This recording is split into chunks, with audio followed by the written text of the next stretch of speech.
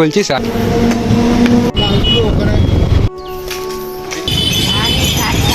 তো গাইস দেখতে পাচ্ছ এটা।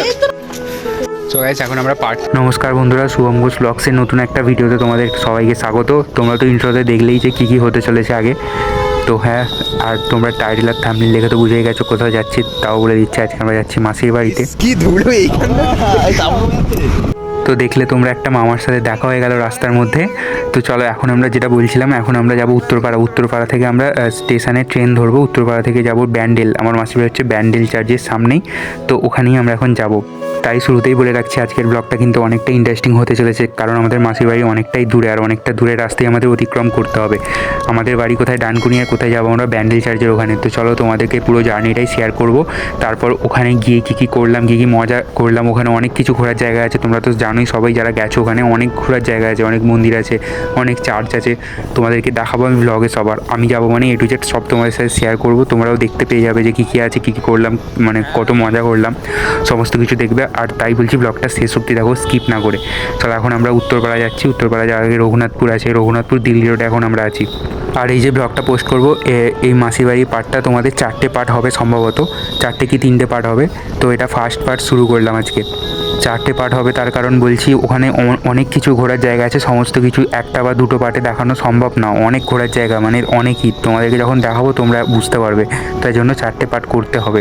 চলো দেখা যাক, এখন আমরা রাস্তায় আছি, যাই আগে স্টেশন। তো এখন আমরা যে জায়গায় আছি সেটা হচ্ছে রঘুনাথপুর বাজার। দেখতেই পাচ্ছ এখানে কতটা পরিমাণে ভিড়। এখানে যেহেতু বাজার, তাই আগে দেখতে পাচ্ছ জ্যাম লেগে গেছে, কোনো যাওয়ার রাস্তা নেই। আগে একটা বড় গাড়িও ঢুকে গেছে।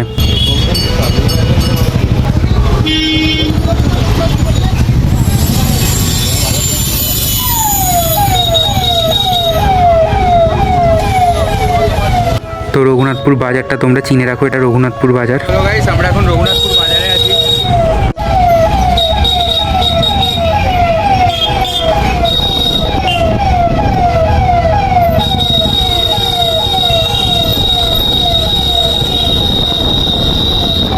তোমরা নিজেরাই দেখো এখানে ঠিক কতটা পরিমাণে জ্যাম হয়, যেহেতু সমস্ত মানে পুরো ডানকুনির ওই পার থেকে যারা যারা থাকে সবাই এখানেই আসে বাজার করতে, প্রায়শই এদিকের মানুষগুলো, উত্তরপাড়ার মানুষগুলো, তাই জন্য এখানে এত ভিড়। তো যাই হোক, আমরা এখন উত্তরপাড়া স্টেশন যাব। চলো তাড়াতাড়ি যাওয়া যাক, অনেকটাই দেরি হয়ে গেছে এমনিতেও। গিয়ে আমাদের ফার্স্ট গাড়ি জমা দিতে হবে। আর এখানে দেখতে পাচ্ছ একটা মন্দির দেখতে পেলাম, যেতে যেতে খুবই সুন্দর লাগলো, তাই তোমাদেরকে দেখালাম।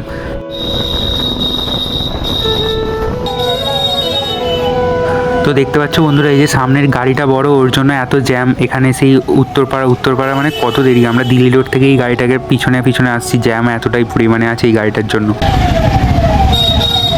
আর যেহেতু আমরা অনেক সকালে বেরিয়েছিলাম, কিছু খেয়েও বেরোয়নি, তাই জন্য আমরা পরোটার দোকান খুঁজছিলাম যে পরোটা খাবো। এখানে ব্রেকফাস্টটা কমপ্লিট করে যেতে হবে, কারণ মাসির বাড়ি তো অনেকটাই দূর, যেতে যেতে দুপুর হয়ে যাবে প্রায়। তাই আমাদের ব্রেকফাস্টটা করে নিতে হবে, তাই একটা দোকান দেখে আমরা এখন দাঁড়াবো। চলো বন্ধুরা, একটা পরোটার দোকান দেখতে পেয়ে গেছি। এখানে এখন আমরা পরোটা খাবো। দেখতে পাচ্ছ পেড়াই পরোটাই খাবো আমরা এখন, কারণ পেড়াই পরোটার মতন টিফিন কিন্তু কিছু হতেই পারে না।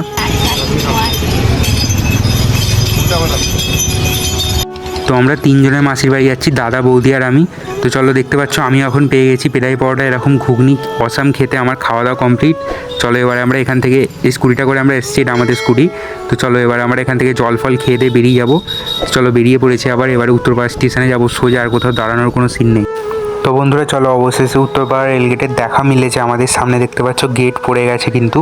এবারে আমরা এখানে যেহেতু যাবো উত্তরপাড়া স্টেশন থেকে, গাড়িটা আমাদের আগে জমা দিতে হবে তারপর। আর এখানে কিন্তু অনেকটাই ভিড় হয়, যারা উত্তরপাড়া রেগুলার যাতায়াত করো তারা জানবে যে স্টেশনের এখানটা, রেলগেটের এখানটা কিন্তু প্রচণ্ড ভিড় হয়।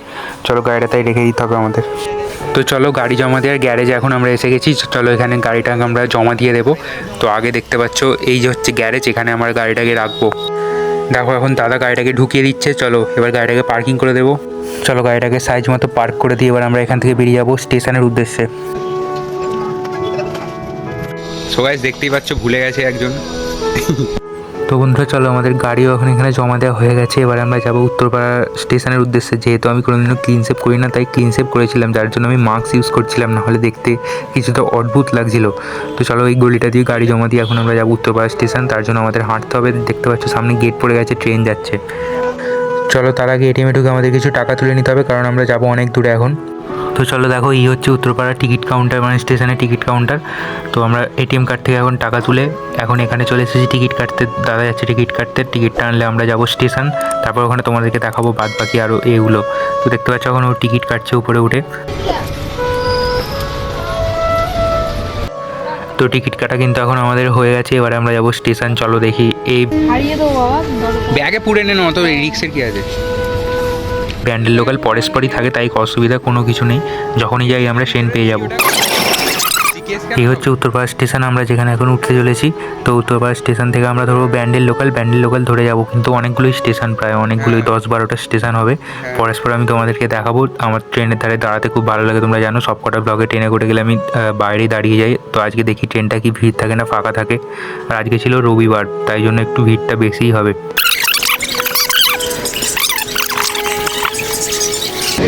ফাঁকা আছে তো, পুরো ফাঁকা, পুরো ফাঁকা। ট্রেন দাঁড়াবে না নাকি? দাঁড়াবে তো, দাঁড়া, এগিয়ে দাঁড়ায়। আগে এগুলো ফাঁকা আছে, হাঁট হাঁট, জোরে জোরে হাঁট। তো বন্ধুরা, ওই ট্রেনটা আমাদের ছিল না, তাই আমাদের আবার ওয়েট করতে হবে নতুন একটা ট্রেন আসার জন্য। মানে ওটা তারকেশ্বর লাইনের ট্রেন ছিল।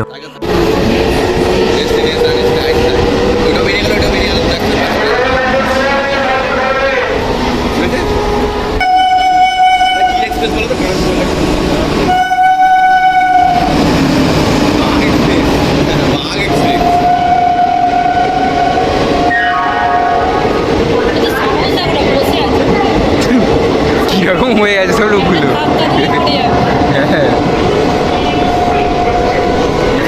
ছিল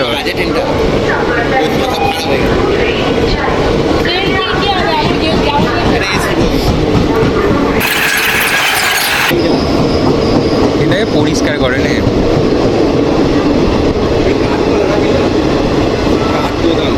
হ্যাঁ, বাগ এক্সপ্রেস। তো চলো, আমরা এখন এখানে ওয়েট করছি। এখনও পর্যন্ত ট্রেন কিন্তু এসে পৌঁছলো না। আমরা এখানে বোর হয়ে গেছি, অনেকক্ষণ ধরে বসে আছি। ফাইনালি একটা ট্রেন আসছে আমাদের। চালাচ্ছে মানে হেভি টানলে এখানে সামনে ট্রেন উঠে যাচ্ছি, যা তাহলে করতে পারি। এটা পুরো খালি পাবো, সামনের দিকে খালি। এইটা লেডিস কামরা সামনে, ঠিক আছে। হ্যাঁ, এইগুলো বয়স। এটা ভেন্ডার না, না একসাথে আছে।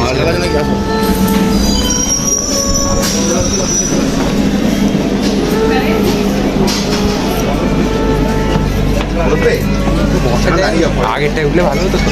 ও ঠিক আছে, আগে ভাগে করতে আসবি।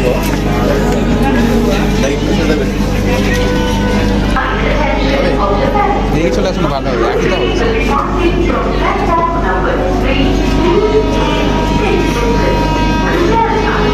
এইটা কতক্ষণ আগে ছাড়বে দাদা, একটু ছাড়বে। ছিল তো।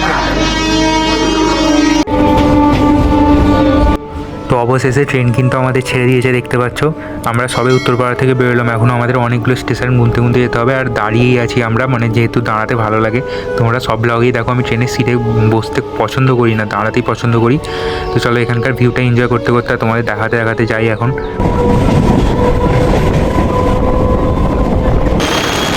তো দেখতে পাচ্ছ আমরা তিনজন এখন দাঁড়িয়ে আছি।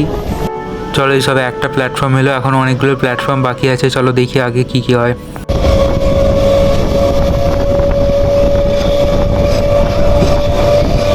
ট্রেনের ঠিক এই ভিউটা আর এই হাওয়া সুন্দর দেওয়ার জন্য এই দরজার ধারে দাঁড়ানো, মানে এই জিনিসটা উপভোগ করা একমাত্র এখানে দাঁড়িয়েই সম্ভব। ভিতরে বসলে সেটা হয় না, যার জন্য বেশিরভাগ সবাই এখানে দাঁড়াতেই পছন্দ করে।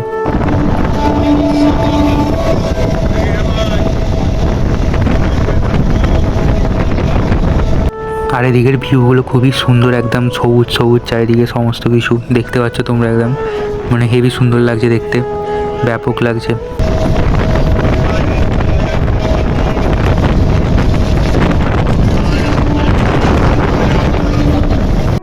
দেখো আমাদের সামনে যে ছেলেটা দাঁড়িয়ে আছে, কতটা সাহস দেখো, একদম ধারে দাঁড়িয়ে আছে, ঝুলে একদম। চলো, অনেকগুলো স্টেশন পেয়ে যাও। অবশেষে আমরা এসে গেছি ব্যান্ডেল স্টেশনে। তো এখান থেকে আমরা এবার অটো ধরে যাব মাসির বাড়িতে। তো সব করে স্টেশন যেহেতু অনেকগুলোই ছিল, তাই আমরা ভিডিও করিনি, ডাইরেক্ট চলে এসেছি এখানে, এসে আবার ব্লগটা স্টার্ট করলাম। এটা হচ্ছে ব্যান্ডেল স্টেশন, মানে হুগলির পরের স্টেশন। চলো যাই আমরা।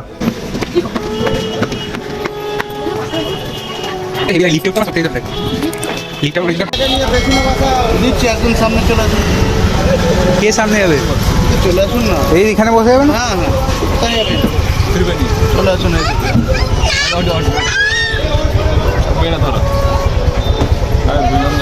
তো চলো, দেখতে পাচ্ছ আমি এখন সামনে বসে পড়েছি। এবারে যাচ্ছি এখান দিয়ে ডাইরেক্ট যাব, তো ওখানে গিয়ে দেখাবো সমস্ত রকম ভিউ। এখন আমরা চলে এসেছি কিন্তু ব্যান্ডেলের মধ্যে, দেখতে পাচ্ছ সমস্ত রকম লোকেশান। আমি বসে আছি একদম পাশে, আর এটা হচ্ছে বাজার এখানকার। প্রচুর প্রচুর, যে গেছে সে বুঝতে পারবে, সে এখানে আর কাপড় চোপড় কিনবে না।